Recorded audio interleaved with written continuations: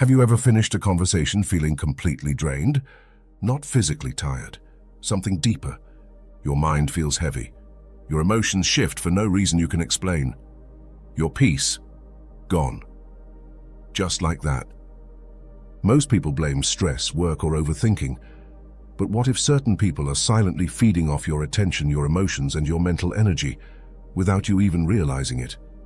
What if understanding this invisible exchange is the key to never being someone else's energy source again?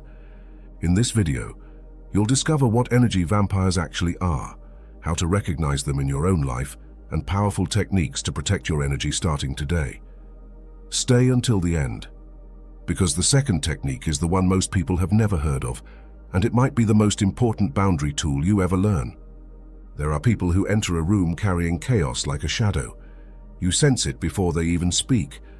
Conversations turn negative, your mood shifts for no apparent reason, and after spending time with them, you feel confused, demotivated, and emotionally empty, without understanding exactly why. Ancient traditions spoke of these people in different ways: emotional manipulators, energy parasites.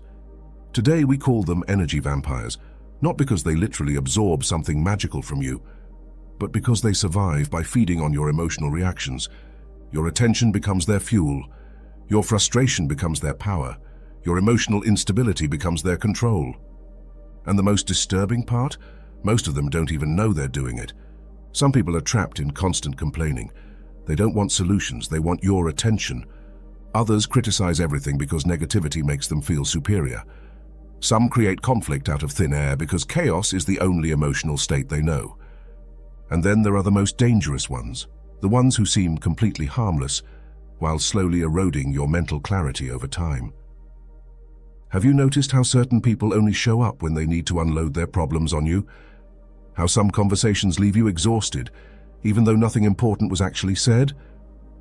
That's not a coincidence. Every interaction alters your internal state, and when you give negative people unlimited access to your mind, they gradually begin to distort your emotional reality. Most people think protecting yourself means fighting back, defending yourself, winning the argument, but that's exactly where the trap begins. Because emotionally toxic people don't thrive on logic, they thrive on reaction. The more emotionally you react, the more energy you lose. And this is where it gets interesting, because there's a method, and once you understand it, everything changes. The first thing to understand is what I call the mirror approach. And the core idea is this: negative energy needs your emotional engagement to affect you. It needs you to absorb it. Think of someone throwing mud at a mirror. The mirror doesn't absorb the mud emotionally. It doesn't react. It doesn't defend itself. It simply reflects the action back. That's what this trains you to do. Instead of absorbing criticism, negativity, or emotional attacks, you mentally visualize that energy bouncing back to the sender. Not from anger, not from revenge, from emotional neutrality. Here's what this looks like in real life. Someone criticizes you harshly in front of others. Instead of defending yourself or going quiet with shame, you stay completely calm. You look at them and say, "That's an interesting perspective." Nothing more. No explanation, no emotional charge. You just reflected it back. And something strange starts to happen. Manipulative people begin to lose interest in you because they came for a reaction, and you gave them nothing to feed on. Most people don't realize that emotional manipulators survive through emotional access. They push buttons because they already know where your reactions live. They expect frustration, anger, defensiveness. They expect your energy. But when you stop feeding that cycle, the dynamic changes completely. The mirror doesn't fight, it doesn't absorb, and it simply reflects. And over time, that emotional distance becomes one of the strongest forms of protection you can develop. But staying calm is much harder than it sounds, because these people know exactly where your emotional wounds are. They know how to trigger guilt, fear, anger, or insecurity. Sometimes they don't even need words. A tone of voice alone can disrupt your entire nervous system if you're still seeking validation from them.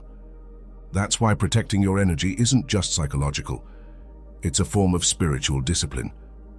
Many people live exhausted because they're absorbing emotions that never belong to them.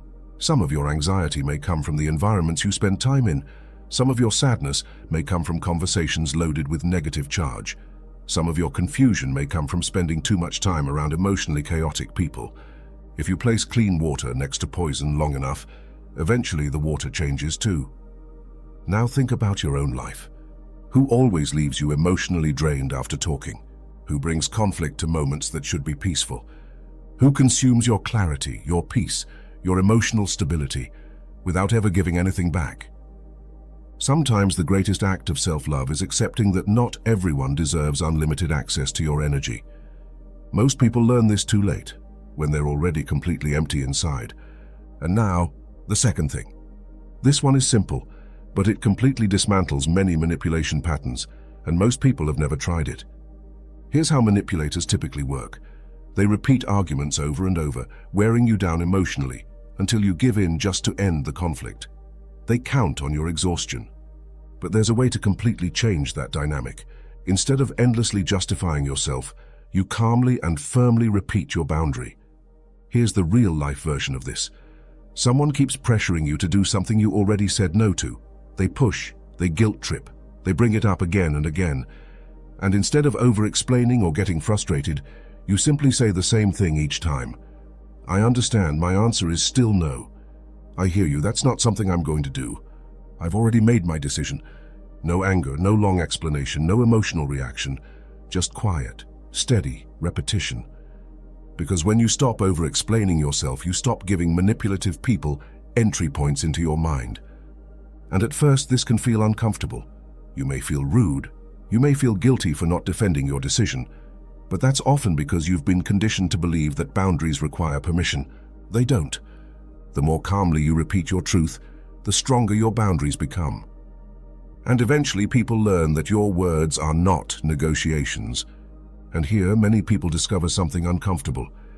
The people who get most upset when you set a boundary were usually the ones who benefited the most from you never having one. Think about that. Some people only love the version of you that they can emotionally control. The moment you take your energy back, suddenly you're difficult, cold, different. But nothing changed, except that your energy is no longer available to be consumed. If you've ever felt this way, if you've recognized someone in your life while watching this, subscribe. There's a lot more coming on this, and it goes much deeper than what we covered today. The strongest people aren't the loudest. They're not the most aggressive. They're the ones who can stand in the middle of emotional chaos, without letting it touch their soul. Because they understood something most people never do. Not all battles are worth your energy. Not all opinions deserve your attention. Not everyone deserves access to your peace. And when you truly understand that, something inside you shifts permanently. You stop seeking validation from people who are emotionally damaged. You stop feeling responsible for saving everyone. You stop absorbing darkness that was never yours to carry. And for the first time in a long time, your mind feels quiet again, light, powerful again. Because the best protection against negative people isn't destroying them, it's refusing to let their darkness become part of your inner world. If someone came to mind while watching this, drop it in the comments. You don't have to name them. Just say, I know someone like this. You might be surprised how many people feel exactly the same. The next video goes even deeper into this. It connects directly to what we just talked about, and I think it'll hit differently now that you've seen this one.